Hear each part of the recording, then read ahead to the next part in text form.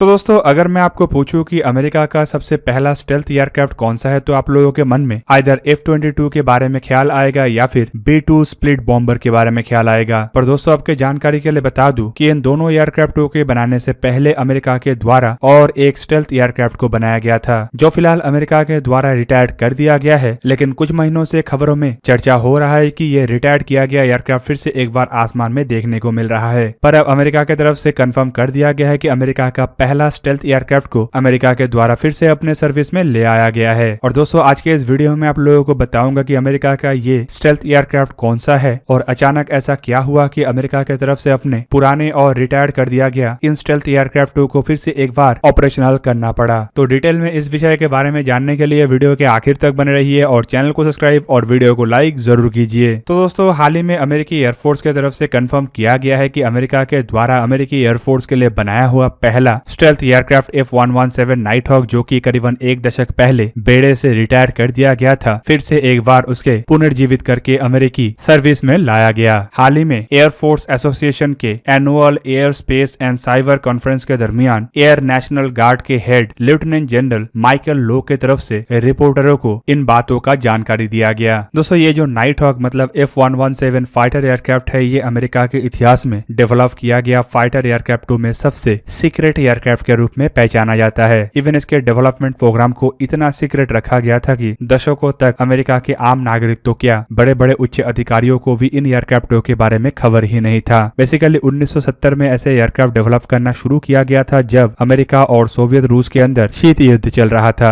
Aircraft ने 1981 में अपना पहला उड़ान भरा और उस दरमियान भी शीत युद्ध अपने चरम पे था। दोस्तों F-117 असल में एक अटैक हेलीकॉप्टर था, लेकिन इसे एक फाइटर एयरक्राफ्ट के रूप में ही डेजिग्नेट किया जाता था। यहाँ पे दोस्तों आपके जानकारी के लिए बता दूं कि अमेरिकी एयरक्राफ्ट में जो अल्फाबेट्स होता है जैसे कि F या फिर A, ये डिटरमाइन करता है कि ये एयरक्राफ्ट किस टाइप का है। यहाँ पे F-117 का मतलब है कि एक फाइटर एयरक्राफ्ट है, लेकिन असल में ये एक अटैक एयरक्राफ्ट था जिस वजह से इसका नाम A-117 होना चाहिए था। लेकिन अमेरिकी अधिकारियों का कहना है कि F-117 ज्यादा अट्रैक्टिव था बोल के और पायलटों के द्वारा F डेजिग्नेशन को ज्यादा पसंद किया जाता है बोल के इन एयरक्राफ्टों को F-117 का ही दर्जा दिया गया। दोस्तों एयरक्राफ्टों के डिजाइन को अगर देखा जाए तो इन एयरक्राफ्टों को कभी भी अमेरिका के द्वारा एरियल कॉम्बैट में इस्तेमाल नहीं किया गया, बल्कि इसका इस्तेमाल ज्यादातर दुश्मन के क्षेत्र में बॉम्ब्स को ड्रॉप करने के लिए ही किया गया था। दोस्तों इन एयरक्राफ्टों को अमेरिकी एयरफोर्स की तरफ से गल्फ वॉर और बल्कन कॉन्फ्लिक्ट के दरमियान भी इस्तेमाल किया गया और ऑफिशियली इन एयरक्राफ्टों को साल 2008 में अमेरिकी बेड़े के एक्टिव ड्यूटी से रिटायर्ड कर दिया गया था। पर दोस्तों हाल ही में इन एयरक्राफ्टों को फ्रेस्मो योसेमिटी इंटरनेशनल एयरपोर्ट में फिर से एक बार देखने को मिला। दोस्तों इन एयरक्राफ्टों को फिर से एक बार इंटरनेशनल एयरपोर्टों में देखने के बाद मिलिट्री एक्सपर्टों के मन में कई तरीके के सवाल उठने लगा कि अचानक से क्या हुआ कि करीबन 10 साल के रिटायरमेंट के बाद इन एयरक्राफ्टों को फिर से एक बार देखा जा रहा है। दोस्तों बेसिकली फ्रेस्नो योसेमिटी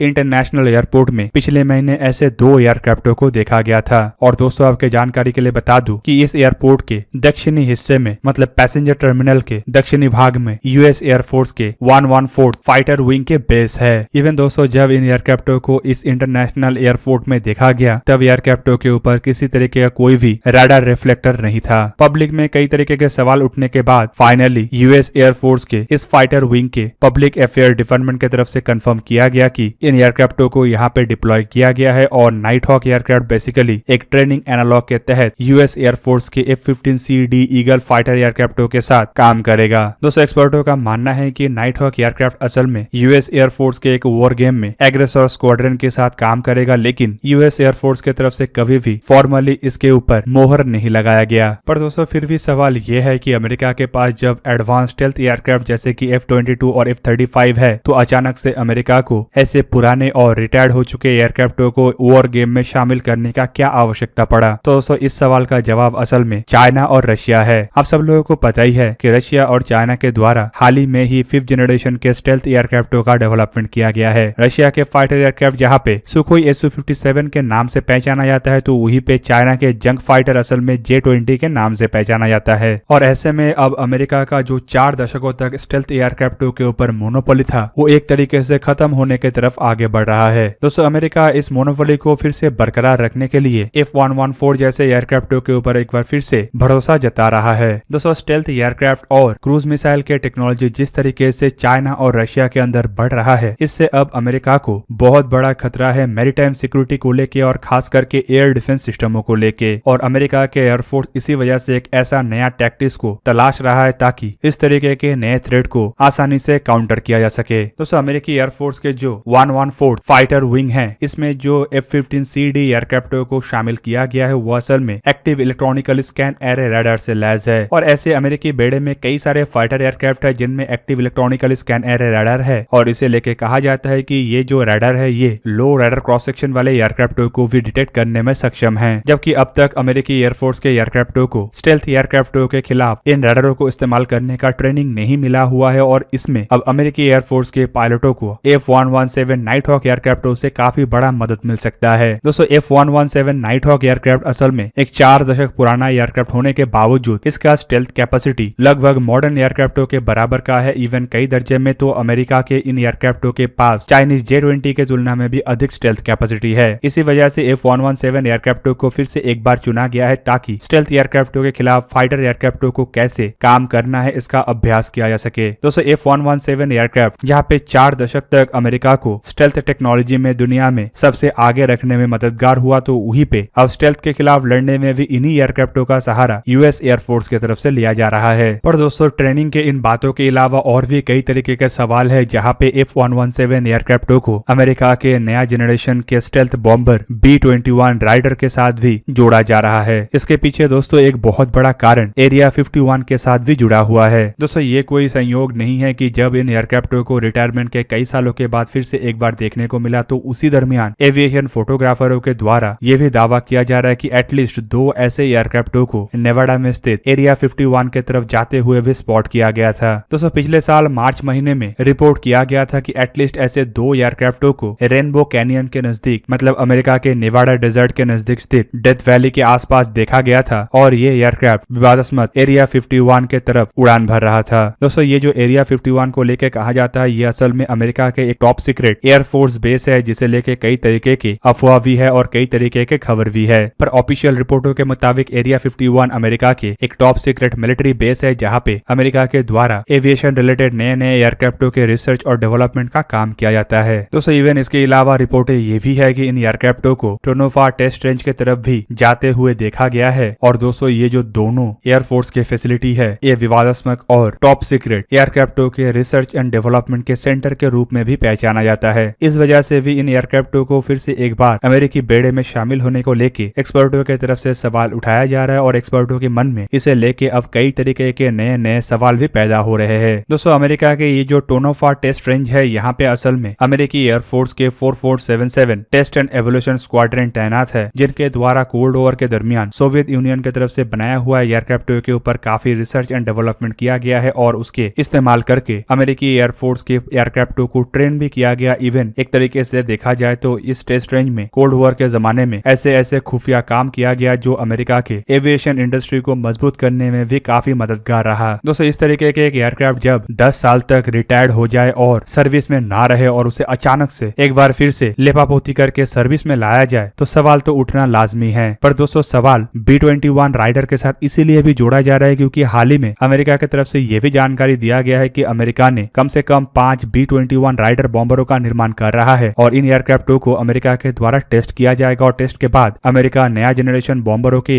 एक नया दौर का शुरुआत करेगा। और इस दरमियान F-117 एयरक्राफ्टों को अलग अलग जगह में स्पॉट करने के बाद इसे B-21 के साथ भी जोड़ा जा रहा है और एक्सपर्टों का मानना है कि अमेरिका B-21 राइडर एयरक्राफ्टों के डिजाइन डेवलपमेंट और इसके टेस्ट पर्पज के साथ F-117 एयरक्राफ्टों के इस्तेमाल कर सकता है। इवन F-117 एयरक्राफ्टों के इस्तेमाल करके B-21 राइडर को ट्रेन या फिर B-21 जैसे एयरक्राफ्टों के टेस्ट को भी अंजाम दिया जा सकता है। तो दोस्तों ये था आज का वीडियो। अगर आपको वीडियो अच्छा लगा तो उसे लाइक कीजिए और मेरे चैनल को सब्सक्राइब कीजिए और साथ में बना हुआ बेल आइकन को भी प्रेस कर दीजिए ताकि आप मेरा वीडियो देख पाए सबसे पहले। जय हिंद।